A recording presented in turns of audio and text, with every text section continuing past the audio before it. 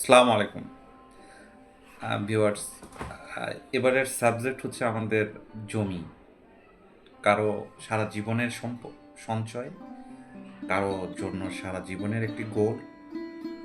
সেই জমি নিয়ে আমাদের বিভিন্ন রকম বিড়ম্বনার শিকার হইতে হয় আমাদেরকে, যেটা আহ, আমাদের ল্যান্ডে যে ধরনের ভুলভাল আছে সারা বাংলাদেশের জমি জমা সংক্রান্ত ব্যাপারে, এটা হওয়াটা স্বাভাবিক। এবং বর্তমানে সরকার যে ধরনের পদক্ষেপগুলো নিয়েছে, যদি এটা বাস্তবায়ন করা যায় তাহলে মোটামুটি বেশিরভাগ জটিল সমস্যাগুলোই সমাধান হবে। কিন্তু আপনাকে বাঁচতে হইলে জানতে হবে এই কথাটা জমির বেলায় প্রযোজ্য। কিছু মৌলিক বিষয় আছে যেগুলো আপনাকে জানতেই হবে। না জানলে আপনি আপনার সারা জীবনের সঞ্চয় হারাবেন, আপনি বিভিন্ন রকম সমস্যায় পড়বেন। আমরা পর্যায়ক্রমে কন্টিনিউ করব, আমাদের সাথে থাকুন।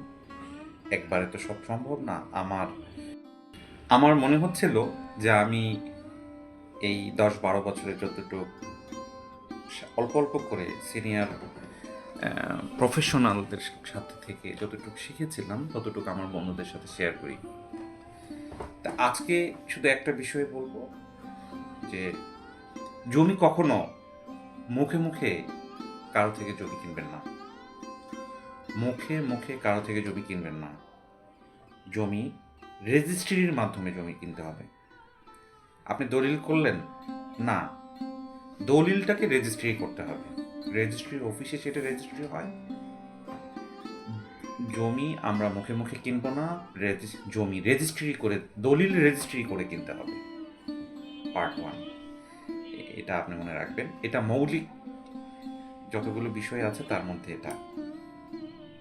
আমরা মৌলিক বিষয়গুলো যদি জানা থাকে, আপনি মেজর সমস্যাগুলোকে ফেস করতে পারবেন। মৌলিক বিষয়গুলো কি হইতে পারে?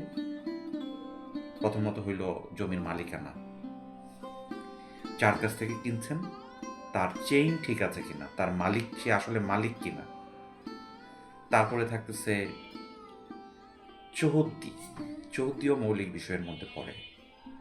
এক পাশে রাস্তা, রাস্তার ভিতরে চলে গেছে, চৌহদ্দির কারণে আপনি মালিকানা হারাইতে পারেন।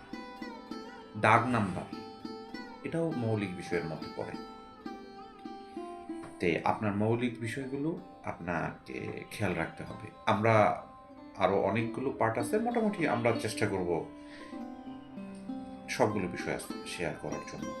জি, ভালো থাকবেন, আমাদের সাথে থাকুন। আমি আশা করছি যে আপনি, খুব বেশি কিছু না হোক, আপনার উপকারে আসবে। জি, ধন্যবাদ সবাই।